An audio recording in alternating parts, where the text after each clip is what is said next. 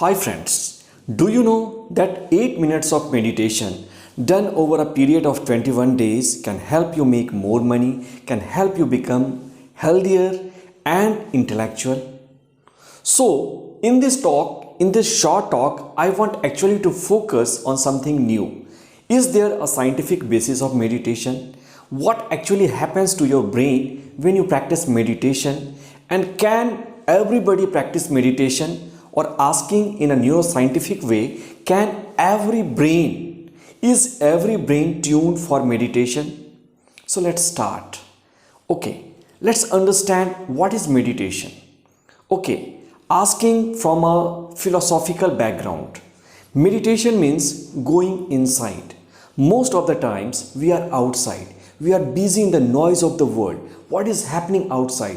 What is happening to our business? But whenever we are meditating, we are switching our mind off. We are switching our antenna, our receptors away from what is happening outside, and we are ready to tune in.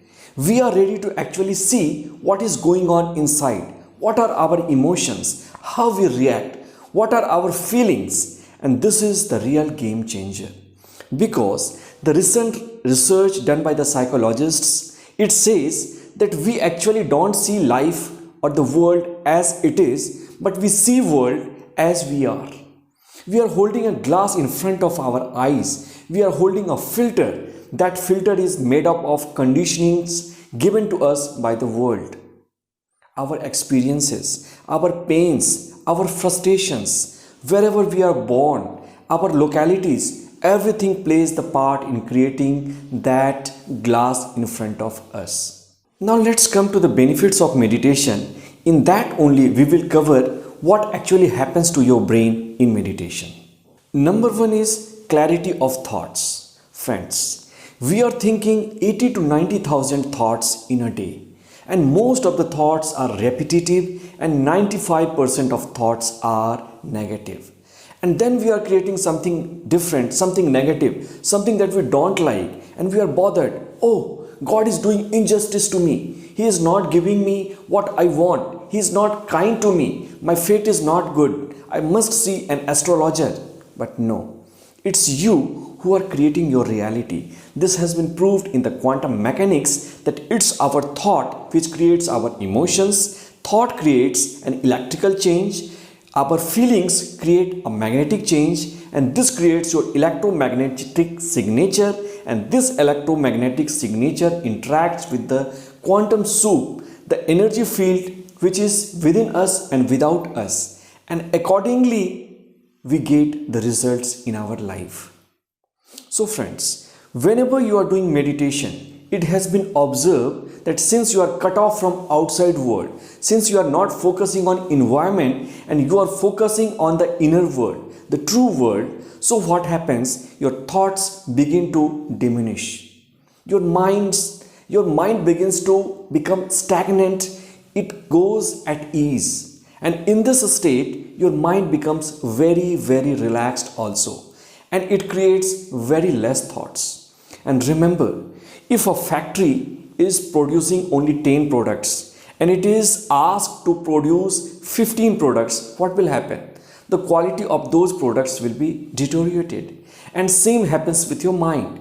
Your mind is not a machine to create unlimited thoughts. It has a limited bandwidth, it has a limited capacity. So once you meditate, you restore its capacity. You are decreasing the thoughts. So what happens? There is clarity in your mind. Your mind gets more intellectual bandwidth. It gets more clarity. It can focus on one point. It can solve a problem. Suddenly you may find that you are finding a solution to something and something happens to you. Suddenly you find that your intuition is very good. Something happens of its own. Why?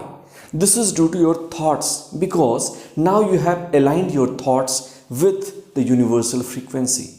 Now your thoughts are not only less in quantity, but they have raised their standard, they have raised their quality. So this is the magic of meditation. This is the first benefit that happens to us. Now second benefit, it is similar to point number one. Now second benefit, it is similar to point number one. Thoughts turn from negative to positive. Okay, the philosopher, the meditators, Patriji taught me this thing to me, that whenever you are meditating, the most common thing that happens to you is your negative thoughts undergo transformation. They are not shifting. This is not a shift. They are transforming. Transforming means they can't come back to normal. They will not turn negative. They will become positive forever. And remember, your all problems, worries, stress, depression, anxiety, diseases are due to your negative thinking. What will happen once you are thinking positively? Once you are holding the frequency of gratitude, once you are holding the frequency of abundance, everything starts falling in your lap. This can also be understood with a metaphor. Suppose if a mother has 10 babies, she has to nurture, then what will happen? She has to run from here to there. She has to engage with all the babies, and that's why she will not be able to provide good nutrition to everybody. But if a mother has only one baby, what will happen? She can focus her full attention on the single baby, and obviously she will do the best for that baby, and that baby will receive the best.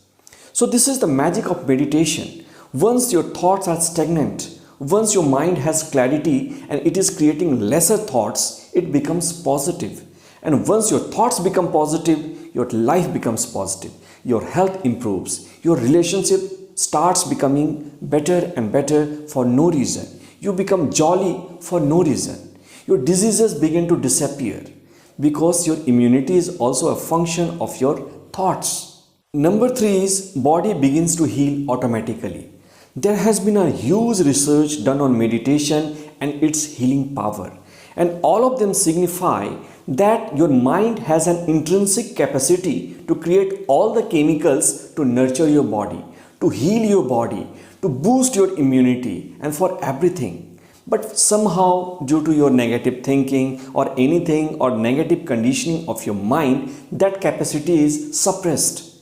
But it is never lost. It is always there. And it has also been found that whenever you are taking some chemicals from outside, they don't work directly on your body, on the receptors of your body, but they activate that pharmacological factory in your brain, in your body, and that medicine, that chemical which has been created intrinsically, it actually heals your body. So even the drugs, even the surgeries work indirectly. So that is the beauty of it. You can actually learn to activate the pharmacology of your brain by thoughts alone. This is the research done by Joe Dispenza. Again, there is one more research that I would like to bring to your mind is epigenetics. Initially, it was thought that genes are fixed. Genes means the DNA strands that we have inside our cells. It contains the message to regulate our body. It can heal your body. It controls your immunity, the B cells, the T cells, the immunoglobulins, and all the functional components of your immunity, of your health, and even your diseases. For example, in case of the cancer patients, there are some genes which automatically get activated. So, if we consider that model and if we know it incompletely, it means our health is a function of the fate. Whatever genes we get inside, that only controls our health. But if you look at it very deeply, you can understand something else also. Yes, we have got all the genes which can make us healthy, genes which can make us sick, genes which create cancer, and the genes which can heal cancer, the genes which can suppress cancer. All and everything is given inside us. But what gene will activate? This doesn't depend on outside. It depends on our thoughts and our feelings. And that is the concept of epigenetics, which says that if you can control your thoughts and emotions, and if you can make them positive, in spite of feeling stressed, depressed, anxious, if you can feel gratitude, love, compassion, passion, enthusiasm, in that condition, your inner environment is positive. And that positive environment actually triggers those genes which create positive chemistry inside your body. For example, it can happen that your thyroid dysfunction heals, Your cancer cells begin to die. Your cells are restoring their function. Your immunity starts to boost up for no reason. You need not do anything. Just by the effect of meditation, your inner environment improves, and when the inner environment is improving, it improves everything. So this is real magic. It is not that what I am saying. It has been proved by the research also. Again, there is one more research that has been done, that we all have biophotons. Biophoton means there is some small tiny particles of lights that is coming out of our body, out of our aura. So whenever we are becoming sick, in that condition, there is a dysregulation in those biophotons. Either their quality is decreased or there is a reduction in their absolute number. Now, it has been found that whenever we are taking medications from outside, or we are getting some advice, or we are getting some surgeries, in that condition, those biophotons are actually restored by those chemicals, and that impacts your health. So, drug is just a mediator. Drugs work by your belief system. Now, it has been seen by the research that whenever you are doing energy healing or meditation, those biophotons actually start getting activated of its own. The energy pattern in your aura that has been seen with the Kirlian photography, it starts to improve automatically, and suddenly you feel a shift in your health. There are numerous examples. If you see, there is a journal called Spontaneous Regression. In that, there is case study of many patients which were declared that you can't be healed by medications or medical science. But they healed for no reason. How? They also created the same inner environment of peace and compassion, and out of that environment, they triggered the epigenetics in their favor. They suppressed the negative genes and they triggered the positive genes. And the easiest way, the most easy way to trigger that genes or to create that inner environment of peace and compassion is nothing but meditation. Number 4. Meditation creates emotional balance. The man was Daniel Goleman. He did a shocking research and he presented a new theory to life. He told that your IQ is not everything. It's not IQ which makes you a champion of your life. It's your EQ, or the emotional intelligence, which is more important than your IQ.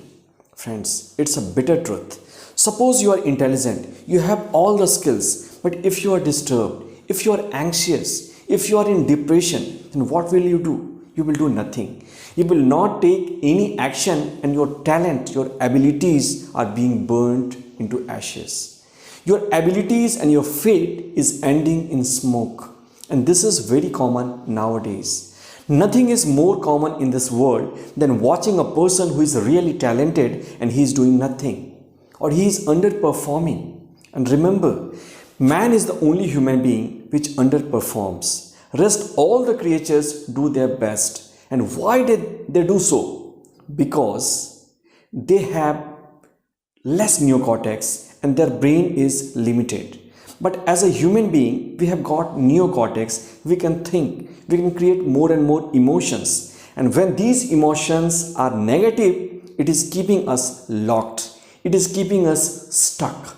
So now, we have to understand that how can we raise emotional quotient, and what is the meaning of raising emotional quotient.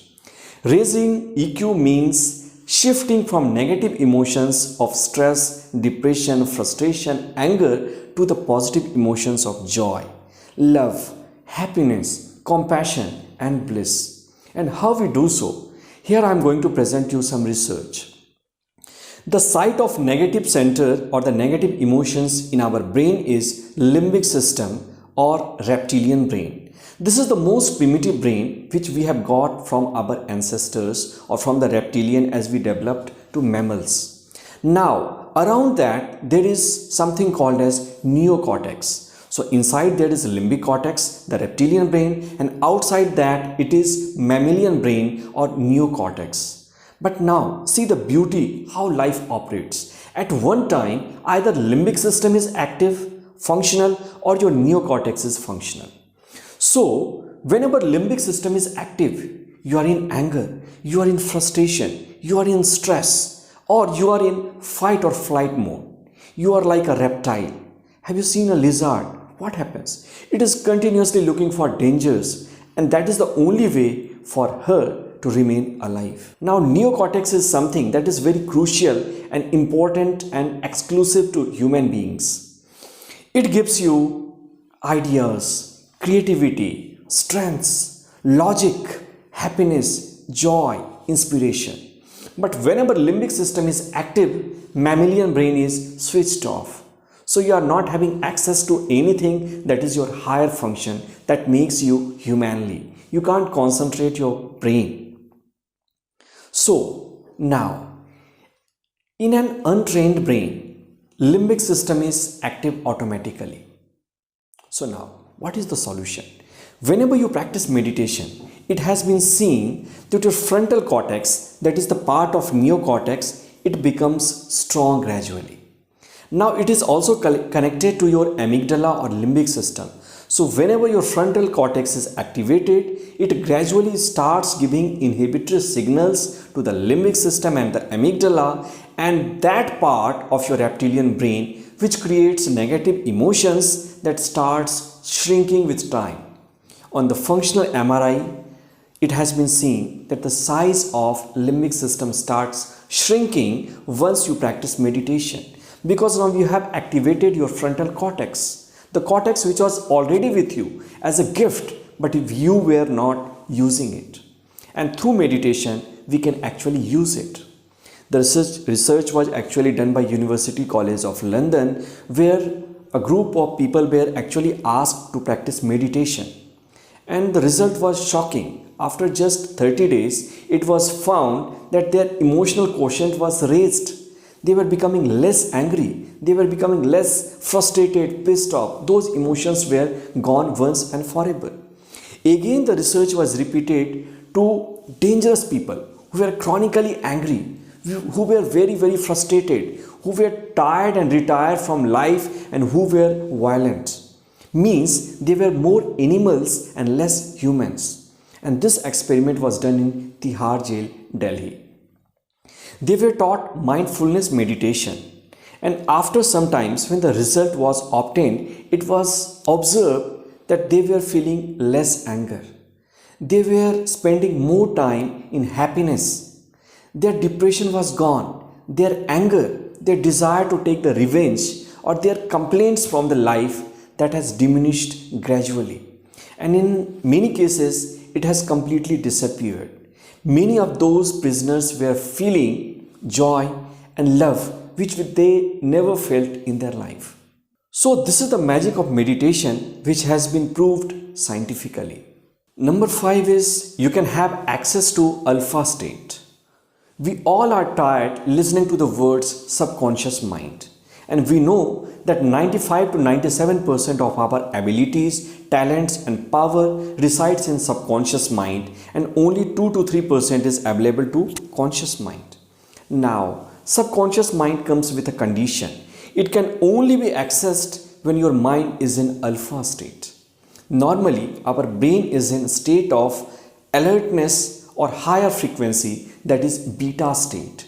In that state, your conscious mind is active and your subconscious cannot be accessed by you. It is active, it is doing its function. For example, maintaining the breathing, maintaining the heart rate, controlling your skin and temperature and everything that you are not bothered about while doing the active functions. But in the alpha state, you can actually access your subconscious mind and you can actually change its programming, because it has been observed that whenever you are meditating, and it is checked with EEG, putting lots of electrodes around your brain, it has been seen that whenever you are sitting in meditation, just after 3 to 4 minutes of meditation, when you are observing your breath and closing your eyes, what happens? That mind begins to slow down and its frequency begins to drop, and it drops down to alpha state.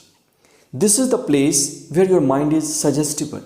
Suppose if you want to forget a painful memory, you can remove from here. If you want to put an instruction, you can put here. If you want to become healthy, happy, whatever you want, In that state, your mind is not only active but fully suggestible. It means your mind is in your hand and you can mold it the way you want to mold it. Now, again, I want to tell you something further. If you practice meditation for a longer time, not only alpha state, your mind sinks down to even slower brainwave pattern delta and theta. In that state, you are connected to the universal frequency. Friends, this is not just a philosophy. This is not just something spiritual concept, but this is a reality now that we are part of universe. We are surrounded by the energy that is quanta, that is the universal energy that is within us and that is without us, and we are a part of it, and everything is connected.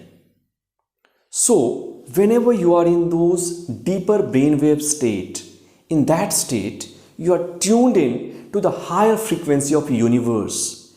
There all the suggestions come to your brain. You are downloading very good things into your brain. Your brain functions improve, your life longevity improves, and everything positive starts happening in your life. That is the actual state where intuition comes. That is the actual state where some divine command comes to you from the universe. Because you must know that universe is the most intelligent and intellectual system on this planet or in this universe. And that happens through meditation. We are also accessing delta state and theta state by means of sleep and all other processes. But in that state, your mind is just busy doing the repairing work. Whatever negative chemicals you have stored in your brain throughout by fatigue, by overusing your brain, that is being cleared up and cleaned up in sleep. So nothing special happens. But whenever you access these states in meditation, lots of magic happens. So do try this. Number 6, meditation connects you to spirituality. Now, you must be asking, why should I become spiritual? I need more money. I need more success. I need a better relationship. That's all. My kids are fine. That's okay. Yes, but there is a catch here. If you get everything, will you become happy? Is it guaranteed? Okay, you will say, yes, I will become happy. But there are persons who are rich, they still commit suicide. There are persons who have everything, they are also taking antidepressant. There are people who are rich, happy, having a good relationship, everything is there, but still they miss the smile. They don't have happiness inside. Why this? Because happiness doesn't come from something outside. It is an inner gain. It comes by self-realization. Realizing that you are not just a body, you are not just the mind, you are nothing but a spirit. And realizing your nature as a spirit is nothing but spirituality. So, whenever you are practicing meditation, you actually get this self-realization that you are not body, you are not mind, but you are spirit. It means you are becoming united with your true nature. The real truth, the truth that actually holds the ticket of liberation is revealed to you. A saint beautifully put this, that what is spirituality once you are asked. He says, in the normal life, in the unenlightened state, what happens that whenever we are closing our eyes, we are finding it is mess, it is anxiety, it is depression, everything is not well. And outside, whenever we are opening our eyes, we are asking what I can take from the world. What I can extract from some person or from some situation. This is selfishness. But whenever you are spiritual, in that state, whenever you close your eyes, you are finding peace. You are finding blessings, bliss and joy. And whenever you are opening your eyes, you actually see what I can do for you. How can I help humanity? How can I make this planet a better place to live? And this is spirituality. This brings joy. This brings compassion. This breeds real success. Success which passes all understanding and all material possessions. One more definition of becoming spiritual has been given by another saint is in the unenlightened state, in the mind occupied or self-centered state. Anything that happens to you, you react vigorously to that. Some bad news comes and you say, oh, what? In all the cases, in every situation, you are living like that. But whenever you are awakened, you change your perspective and now you are looking at life. So what? Okay, market collapsed. So what? It will regain itself. Oh, your business is not running. So what? And in this state, the power of life starts working through you. It starts giving you something that you can never demand through your limited mind. And your life becomes abundant. And everything that you actually desire or everything that you actually need, that is actually taken care by the universal energy itself. And last but not the least, meditation can switch neuroplasticity. Friends, in medical school I was taught, at the time all the research that were available, they taught that neurons or the nerve cells or the cells of the brain can't divide. They are fixed. It means your creativity, your intelligence, your IQ is fixed. But thanks to the research done by the neuroscientists, they actually saw and did expensive and extensive research on brain, and they found that brain cells can actually divide. It doesn't divide in normal conditions, but you can actually make the brain cells to divide. And thus, you can actually take the control of your brain. There is a phenomena called neuron genesis and synaptogenesis. That is the basic of neuroplasticity. It means how nice it is that you can actually take your brain out of your skull and you can actually program it, tune it the way you want. If something is missing, you can actually regenerate it and you can actually grow your intelligence and IQ too. Yes, this is possible. And the most easy and the most powerful way to do so is meditation.